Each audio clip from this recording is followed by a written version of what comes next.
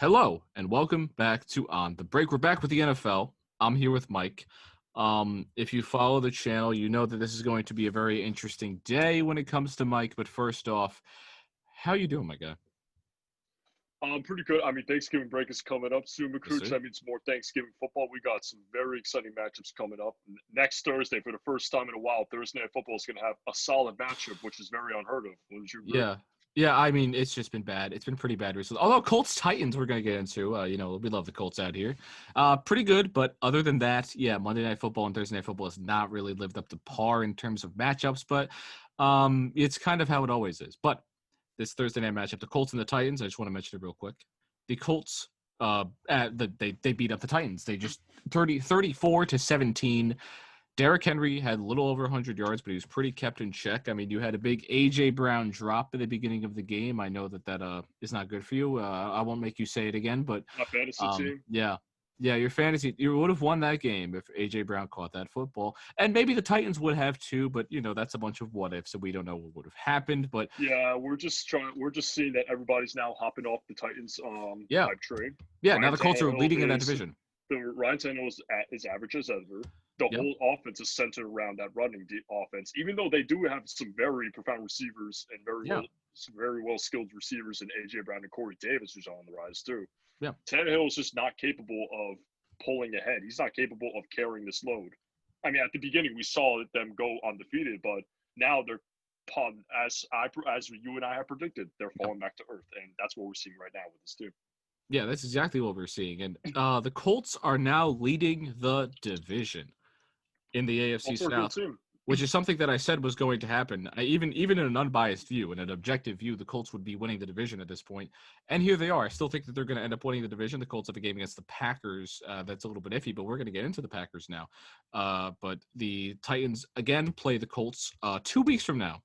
So that's going to be a fun game. It's going to be big Yeah, game to but watch that may decide the AFC yeah, South. but one thing I would say about the Colts though is that they're just a much better coach. They're a very well coached team. Mike Vrabel's Yes. been very, very impressive so far with his tenure Yeah. with Tennessee.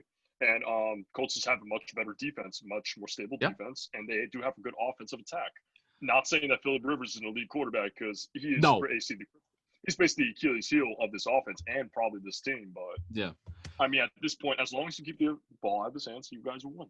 Period. Yeah, that's how it goes. I mean, Philip played pretty good. If he has more of those games, and the Colts are, I don't really see them losing too often. But the Packers are the Colts' next matchup. They had a game against Jacksonville. They almost lost this game. It was a 24-20 win for Green Bay, but Aaron Rodgers had a lot of iffy throws. I mean, you have the GOAT, Jake Luton, who has looked pretty good. I'm not gonna lie, he hasn't looked terrible for what He's the looked more position he's in. consistent than Minshew. I'll say that. Yeah, I actually like his fit in that offense more than Gardner Minshew up to this point, especially this season. But I mean, this Jacksonville team is not there. Obviously, they almost beat the Packers, but they're still at a very bad record. I Yeah, of mean, course. yeah, I expected them to not win a single game, but they've outperformed my expectations quite a bit. And they're one of the reasons the Colts have 3 losses, so there is that to say about them. But True. as for this game, what do you make of the performance by the Packers? We kind of don't expect Jacksonville to win these games. They only have 1 win. Well, first of all, my boy, but the homie James Robinson, the guy that I took with the last pick in my draft, is the new RB1 for the All 4 of Jaguars. my He leagues. absolutely fried this run defense, going over for 100 yards, only on about Yeah. little over 20 carries. 23 This carries, Green Bay 109 run yards. defense, if they want to stay in this playoff contention, well, I mean, obviously they're going to make the playoffs. So what I'm saying though is that if they want to make a Super Bowl contending team, they need to address this run defense. This run defense, I can literally put my grandma running the football, and she will probably pick up, like, let's say maybe 8 yards carry on them. They can't stop anybody. They can't do anything. So, and also Aaron Rodgers didn't have the most sharp game. He missed he had a lot of questionable throws. He had a horrible interception at the beginning of the game. But yeah, I mean, quarterbacks will have their bad games. I wouldn't really blame Aaron Rodgers for this barely just coming out victory, but I mean, it was just collectively as a team, like receivers. I mean, Devontae Adams was is still very consistent. I mean, Aaron Jones, I don't think was getting much done on the ground in the first place. 46 yards, not too crazy. Which they should have done. They should have destroyed this Jacksonville defense, because this Jacksonville defense is not the 2017 Super Bowl contending defense. This is nothing compared to this compared to now. So Packers should have put up they definitely easily should have put over 30 plus on this team, and I wouldn't say it's right. I don't think right now it's necessary to hit the panic alarm or anything, but they need to go into next week and just just get back get their heads back in the game and just produce, because this offense is capable of just firing off on all cylinders, and I'm very confident the Packers will make a deep playoff run still. I'm very confident they will too. I can see them being a contender for the NFC crown, but if that run defense isn't anything, then we'll see what happens. It's going to be an interesting matchup between the Packers and the Colts for sure. Aaron Rodgers doing it's a great defense next week, but we'll get into all of it for sure. Don't worry. But another game, I know you wanted to mention this game. It was, there's two games you want to mention, but Washington and Detroit, if you want to mention that real quick, I mean, I'm very surprised that at the outcome. I thought Washington's front seven was going to completely overwhelm Matt Stafford because that O-line is not very impressive in the first place. It's pretty average, in my opinion. But DeAndre Swift, he really took control of this game. I'm pretty sure he went over 100 yards. He got a pair of touchdowns, I think, receiving and on the ground too. DeAndre Swift was the reason why they won this game. Matt Stafford had a beautiful throw to Marvin Jones at the back of the end zone in the beginning of the game. They just really took over this game. Washington just couldn't dig themselves out of a hole. And when you have Alex Smith as your quarterback, who recently just came back from such a miraculous comeback from such a horrible injury back in 2018. I mean, what are you going to do? It's his first game back. I didn't expect him to do a lot, even though he threw for a career high 390 yards. Still pretty impressive, though. But he had an impressive game. I'm surprised by the outcome. I'll say that, bro. Yeah, I mean, you gave Alex Smith, you made him throw the ball 55 times. I mean, come on. He should have ran the ball more. Antonio Gibson's a very talented running back. He had 13 carries, 45 yards, and 2 touchdowns. I should have given the ball more. He was having a decent game. They should have fed him a little more. Yeah. Can't change it. But it is what it is. They lost the game, and I think they want to lose for the tank. But, another game that you want to get into. The Texans and the Browns in one of the worst field conditions that we've seen since last week with the Browns too. Why would you put a team in Cleveland? I have no idea. The weather sucks, but it is what it was. There was 55-mile-an-hour winds, and it's just not a great field. You know the hurricane right now hit it in the Gulf of Mexico right now. That was basically I thought that hurricane literally just lifted themselves in the air, moved themselves to Cleveland, and just hit Cleveland that day. That's what it feels like. Conditions were absolutely horrible. My goodness. That is what it felt like. I mean, Deshaun Watson and Baker Mayfield both had their struggles in terms of getting, a ton of yards, a ton of completions. Mike is a guy who's been very critical of Baker Mayfield. I mean, understandably, he's had a lot of bad moments, but 12 for 20, 130 yards. What I like about what Baker Mayfield's done in these bad weather games is he hasn't tried to do too much or try to make the big throw. He just kind of done what Kevin Stefanski is trying to instill in this offense, is that's run the ball, run a lot of short passes, and play action. And that's what Baker's doing. So I like what he's doing. It's kind of like a win with what you have thing going on. But this game, Nick Chubb is an absolute beast. 19 carries, 126 yards, and a touchdown. I mean, he's one of the best running backs in all football. I love him so much. What did you make of this game? Top 5 running back, or even you could say top 3 at this point. Because Zeke is definitely out of the top 5 argument right now. Has not played well. Exactly. But also, I'll say this about the Browns, too. I mean, in any condition like this, even if I was a coach, I'd definitely be getting my quarterback to throw at maximum under 25 pass attempts. The conditions were absolutely terrible. So it was good. Kevin Stefanski had a great game plan going in. The Houston defense is not good at all, so they couldn't stop anything. Nick Chubb and Kareem Hunt are just a two-headed beast in the backfield. They're literally the best running back tandem in the NFL. And I know my Eagles are playing them next week, and I'm pretty concerned. These Nick Chubb and Kareem Hunt are a lot to handle. They have an absolute monster in the backfield. And they have a scrawny little guy under center, Baker Mayfield.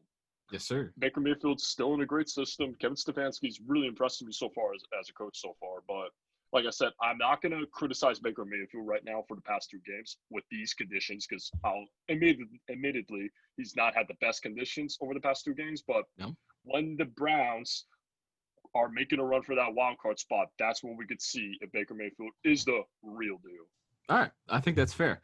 I will say, you might said he was a scrawny little guy. 3 other guys who I would consider scrawny little guys, they go by the name of Russell Wilson, Drew Brees, and Kyler Murray. So I don't know if that's much of a problem. Now, here's the thing. It's time for everyone's favorite section of when Mike is on this podcast and when he's on the NFL. The Eagles and the Giants had a game today, and I think you can tell the outcome of the game if you didn't follow it. I'm sure you did if you're on here, but the Giants won. The Giants won by 10. Giants won 27-17. Daniel Jones actually played a good football game for once. And Daniel Jones, 9 carries, 64 yards, a touchdown. And then 21 for 28, 244 yards. Carson Wentz throwing 21 for 37, 208 yards. Not as efficient as Daniel Jones. That's weird to say, but that's what happened. Mike, I'm giving you the floor. I'm going to take a break for a minute, and I know that you love to talk about this. What do you think of the game? I take great displeasure talking about my Philadelphia Eagles because they suck. Remember how you last time you brought me on this show, you're like, do you think after the bye the Eagles should come out and beat the Giants? I said, I hope so. I think they should. Did they? No. They stunk it up worse than I've ever seen in this whole entire season. Holy moly. How do you come out of a bye week and stink it up against one of the worst teams in the NFL, against turnover-prone Daniel Jones? I don't understand how in the world that happens. That is absolutely unacceptable. Doug Peterson, his play calling this whole season, abysmal, horrible, offensively minded, challenged. He is offensively challenged right now. He can't call anything. On the run, Boston Scott had 3 for 63 yards. 3 carries, 63 yards, and a touchdown. Long touchdown. Miles Sanders only could have broken 100 yards. But guess what Doug Peterson says? No, you know what? We're going to get Carson Wentz to throw over 30 times. Yep. Does that make sense to you? Nah, not really. Miles Sanders is leading the NFL in yards per carry, and you're not giving it to him. Against a Giants defense that is not necessarily amazing at the run. But their secondary has improved big time. And also, let me get to these receivers, too. There are so many drops. Obviously, even Travis Fulgham dropped like 1 or 2, if I'm not wrong. Yeah. I know Goddard dropped 1.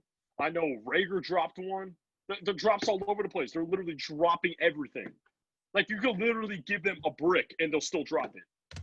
You could lift it. You could throw them a stuffed animal, and they'll probably drop it, too. Oh, my goodness. And this defense, oh, my Lord. This linebacker core is so trash. Yep. I cannot stand these Eagles. I was very glad that Nathan Gary is still on IR because he deserves to be there because he sucks. The less Nathan Gary's on the field, the better it is for the Eagles defense. But did that translate to any success on Sunday? No. Carson Wentz was inefficient as ever. Oh, my Lord. Admittedly, though, there were some plays that were left on the field that were necessarily his fault. Yeah. But then the play calling, all of a sudden in the second half, they finally get him running on the move. He was 6 for 6 for like a couple minutes in the game after the second half.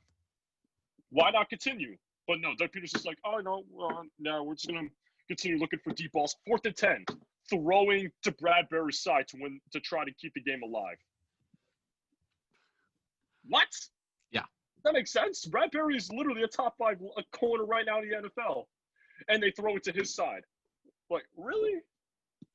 What? It's not there. I don't know if we're on the same page right now, but that's kind of stupid.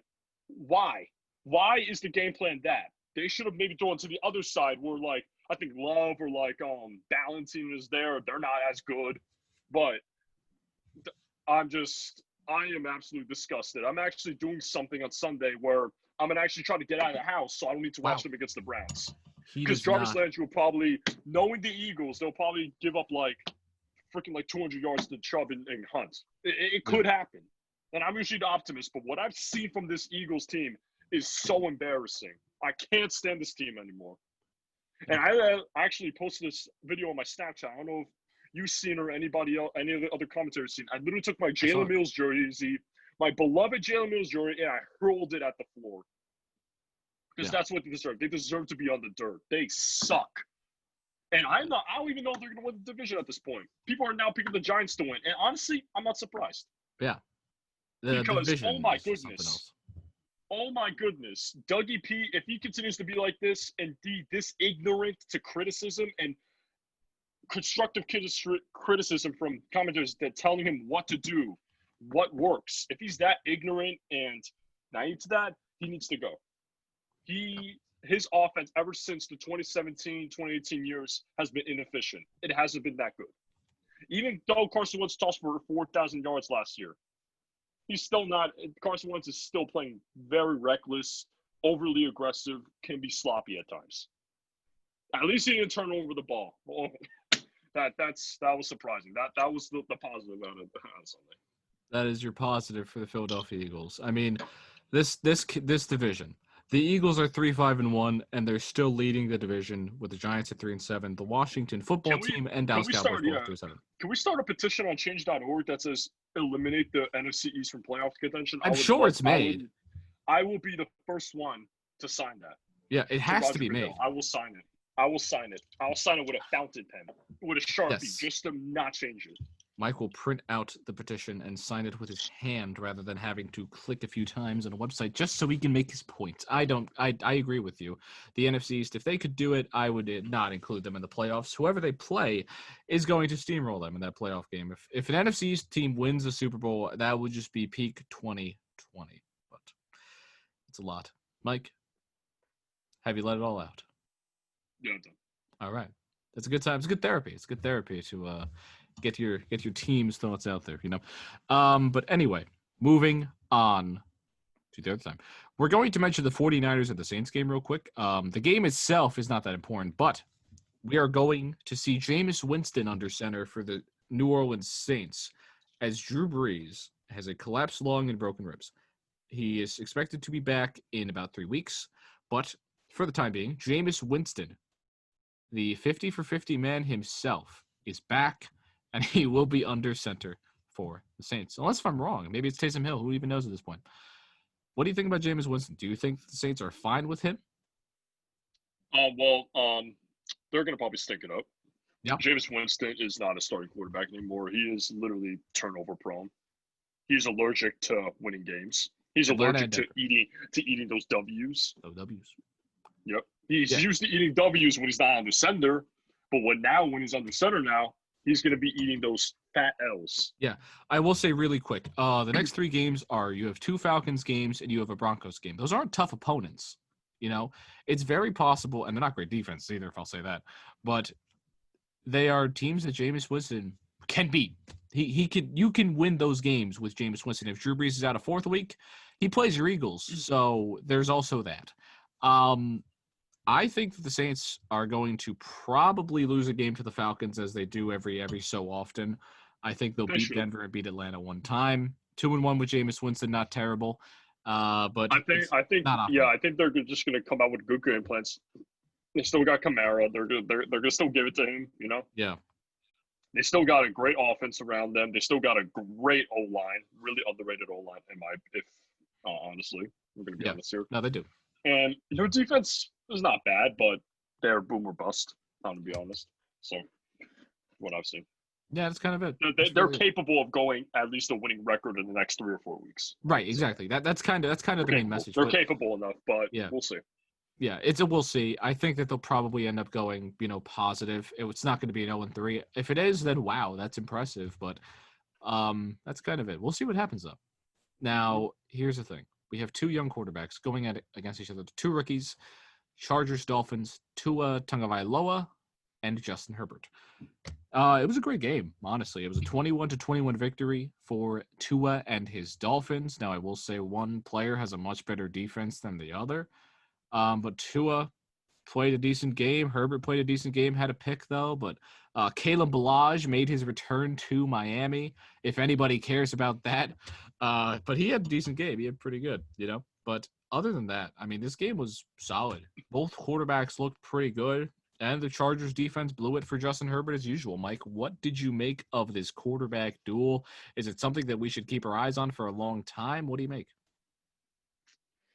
Well, I'll say one thing. I still feel bad for Justin Herbert. Yeah. The defense that on paper looks fantastic continues to constantly let him down on a consistent basis, on a weekly basis. It's sad to see. Tua's efficient, but he's not blowing your socks off or anything, Like, he's not an electrifying player right now. He's just doing what he has to do. Efficient, 15 for 25, 169 yards, and 2 touchdowns. That's efficient. That's not elite numbers or putting up big numbers really like that. They definitely fed the running game a lot.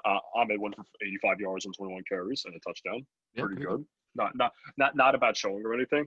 But Jakeem Grant had a good game too. But yeah, like you said, this Chargers defense continues to let them down. It's pretty sad and stuff. Whoa. No, what happened to you, man? We love these computers. But yeah, I agree with you. The Chargers defense has absolutely blown it and let him down every single time for Justin Herbert. Yeah. Even his kicker did that against, the Saints that one game. Justin Herbert's a great quarterback right now. He's playing phenomenally. Oh, he's got all of the potential in the world. He's got a bright future laying ahead of him. I really am excited to see what I can see for these two quarterbacks. But I'll say one thing though. Do not sleep on Miami. Yes. A lot of people like to talk like a playoffs and everything, but one thing you can't forget is don't forget about the Miami Dolphins. That's one team you need to remember. Out of nowhere, I'm surprised. I didn't expect them to make such a big push right now, but they're a pretty darn good team. Yeah, they're really good. What I've seen. They're doing decent under Tua. Even without Fitzpatrick, they're still formulating a winning solution. Yeah, there's not much bad you can really say about this team. I mean, they play good football. They have a good defense so far. Excellent defense. Yeah. Solid offense. They could honestly push for maybe even maybe for a division crown. Who knows? Yeah, it's very possible. I mean, especially with this next game we want to get into, which was the most electrifying game of the entire week. Whoa. Big game. Bills Cardinals. And you had the duel of Josh Allen and Kyler Murray, which was absolutely fun to watch. I mean, there was a lot of throwing, legendary stuff. But the most legendary moment, I think everyone saw it. The end of the game, with 1 second remaining, Kyler Murray running to his left, dodges a defender, makes a throw all the way down the field right by the sideline, lands in the hands of DeAndre Hopkins, Hail Mary to win the game over 3 defenders. It was a phenomenal play. One of the most exciting plays you've ever seen in a long time. Had everyone up on their feet jumping. DeAndre Hopkins. I've always believed this, but I still believe he's the best receiver in the National Football League, at least number 2. Kyler. Yeah, I mean, after that, how could you say no? After that catch, he is. I'll give him the respect. I always said he was a top 3 receiver, but now he has taken Julio's spot for the best receiver in the NFL. All right. He is glad to have you on the bandwagon. He is a monster. He is a beast. Yeah. And he was on my fantasy team, drafted him. Everybody's tried to trade for him. I never gave him away. So glad I still have him. He is an absolute monster. Kyler Murray and Josh Allen are just bright stars in this league. Very bright young stars in this league. I mean, Kyler Murray just threw up a prayer right there. People say it was a brilliant pass, even though he just tossed it up and just praying that Hopkins would just grab it. It was great placement, though. The ball was in the perfect spot for D-Hop. Great game. Other than that, great game from him. Great game from Josh Allen. I mean, it was just a high scoring, just a great high scoring, fun game, Yeah. And Hopkins is just the best receiver. It was just the best receiver on there. The fact that he went over Jordan Poyer, Micah Hyde, and Tre'Davious White like that is just, oh my God. My jaw was at the floor when I saw that. I couldn't believe that he came down with that. Yeah, it was. But I don't know. I have a conspiracy theory. He was wearing Jordan gloves, so I mean. Yeah. The Jordan that helped him take flight. Maybe. No, there's a picture. The Jordan glove is over the Adidas glove, basically dunking on Adidas. It's a great photo. That's Grand true. placement. Yeah, grand placement to the match. Yeah, and a great analogy too. Hopkins. Oh my goodness. Hopkins just literally dunked on that entire Bills secondary. Yeah. So.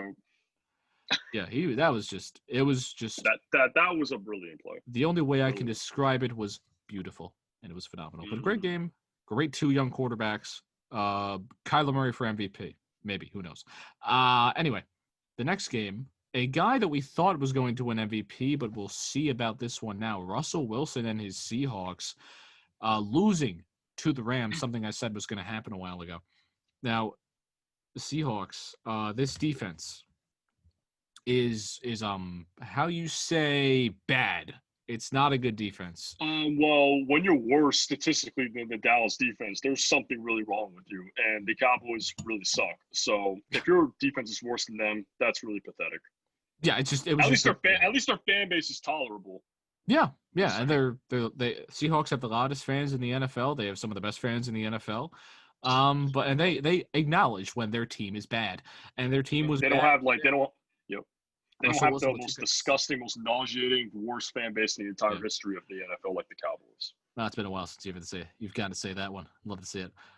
Anyway, Russell Wilson, 2 interceptions, not playing his best football recently. It's opening the door for Kyler Murray to take the MVP if he so pleases to do, something that me and Joel said if you go all the way back on the break. Guys, we agreed on this. He's got a shot. But Russell Wilson, I mean, I don't know what's going on with this team. I know the defense is bad, but the offense doesn't look that great either. DK Metcalf did not have the best game. And they got to figure it out. This team is now 6-3. The Rams are 6-3. The Cardinals are 6-3, and the 49ers are in the hospital. So, I mean, where do the Seahawks go from here? What do you do? Okay, well, I'll definitely back up your claim.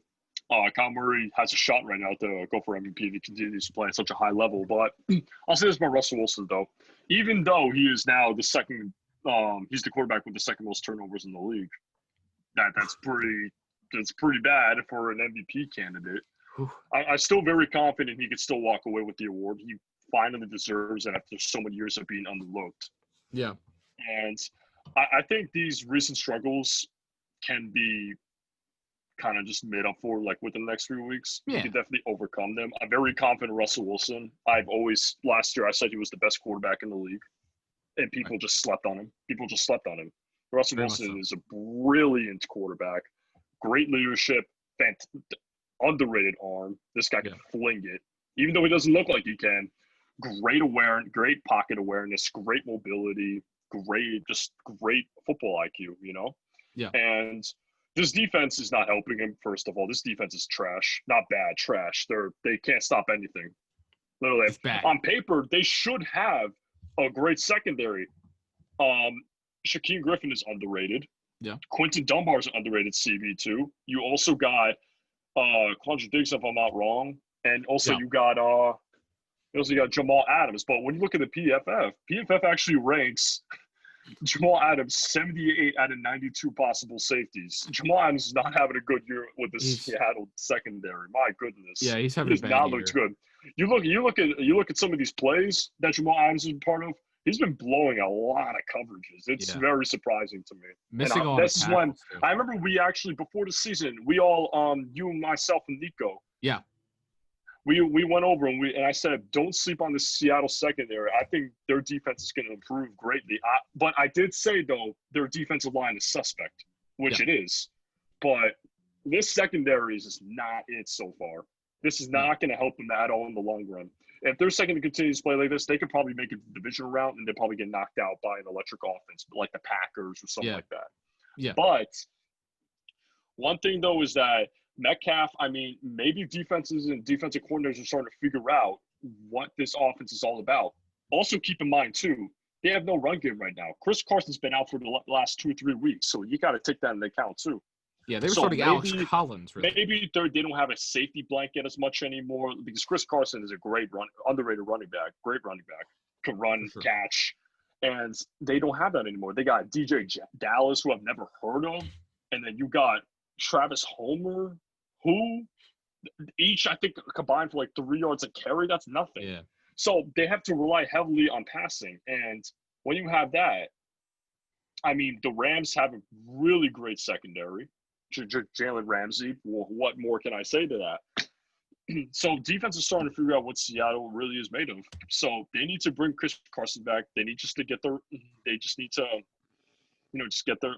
game back on and stuff. And I think they'll still make a good playoff push. I think they could still run away with this division, but it's becoming harder because the NFC West is probably the most competitive division in the league right now. Yeah, it's the opposite of the NFC East. Well, I mean, if you go by competitiveness, that's a different story. But anyway, the Seahawks, they play the Cardinals on Thursday Night Football. That's going to be a fun one. You have the Eagles. That's going to be another fun one. Yeah, they have the Eagles, and then they play the Giants, Jets, and Washington Football Team, and then the rest of the division. That's an easy stretch for them. They're going to still win probably about 10 that's what or I'm 11 saying. games. I still think they can get out with maybe like a 14-2 or 13. My prediction, I thought for them was going to be like 12-4, 13-3. I'm going to still stick with my prediction. I think it could still be that. I'm only saying that right now because their defense is atrocious. Yeah, it's pretty Cardinals have a decent schedule up ahead. I'm not really sure. I know they play my Eagles on my birthday, and that's not going to be a great birthday gift because DeAndre Hopkins will. I hopefully Darius Slay is on him, but it's gonna be a tough game to watch. It's gonna be tough to watch. Maybe I won't watch it. Maybe I won't watch it for my sake. Yeah, you probably shouldn't. I say don't watch the game. That's what I'm gonna say. But a game that I know you love to watch, the Ravens and Patriots. This was an interesting game. The Patriots came out with the win against former MVP Lamar Jackson, two former MVPs going at it, Cam Newton and Lamar Jackson. Cam Newton didn't really do too much. He only threw the ball 17 times. The Patriots were a pretty run-heavy team in this bad field condition win. It was pretty rainy. It's not as the winds weren't as bad as Cleveland, but it still wasn't the most optimal field conditions. But I know that you are a very vocal man about Lamar Jackson as well, and I think we're going to get into it in the future at some point. But what do you make about this game? The Ravens losing against the Patriots. Now they're tied with Cleveland in terms of record. What do you think? Damien Harris is the homie. Yeah. I'm only saying that too because I picked him up off the waiver wire. People thought I was trolling, but now he's a true RB1 for this Patriots team, and I really like him. They need to feed him more. Feed this man more. Because Rex Burkhead is not special. Damien Harris, though, this man finishes his runs. He pounds that hole. Hey, Rex Burkhead had a nice touchdown catch, okay? Don't sleep on that man right there. True, but Damien Harris is the real deal. This guy can run. This guy is a true ground and pound runner. This is what the Patriots needed. Not some fancy Sony Michel who gets hurt for 6 weeks and comes back and produces okay, like a better version of Dion Lewis. But this is what the Patriots need, a true bell cow that'll truck people to the ground, knock people 5 yards back. That's what they have in Damien Harris right now. Rex Burkhead is a nice asset to have. Yes. I'll give you that. But James White and Rex Burkhead are the same their leading running back going forward, and it has to be. Bill Belichick is an idiot if he doesn't stick to Damien Harris. I think he will. This guy is the real deal. As for the Ravens, their defense is not scary. What happened to their elite run defense? They allowed over 100 yards rushing to this Patriots offense. In a game where they should have single-handedly and decisively beat these New England Patriots, they lost. I mean, the conditions were bad. You could say all you want. But there were drops by the Ravens and everything. Lamar didn't have a really sharp game. And Lamar just continues to prove the common belief that he can't win these big games. Even running the football, he didn't do much running this football. He was the team's leading rusher, 11 carries for 55 yards, though. But is that going to win you a game, 55 rushing yards? That's not going to win you anything. I mean, having your quarterback run for a ton of yards is really what wins you football games, too, though. True, exactly. But, also, too, when you look at the end of the game, he was running. He wasn't really trying to fling the ball downfield or anything. He wasn't positioned himself. All he did was just step back 3 seconds, tuck the ball, and just start running. That's not going to win you a game. You gotta be able to notion your receivers to the sideline, run to the outside, because that's picking up 5 yards to carry when there's 40 seconds left in the game. It's not going to do nothing for you, bro.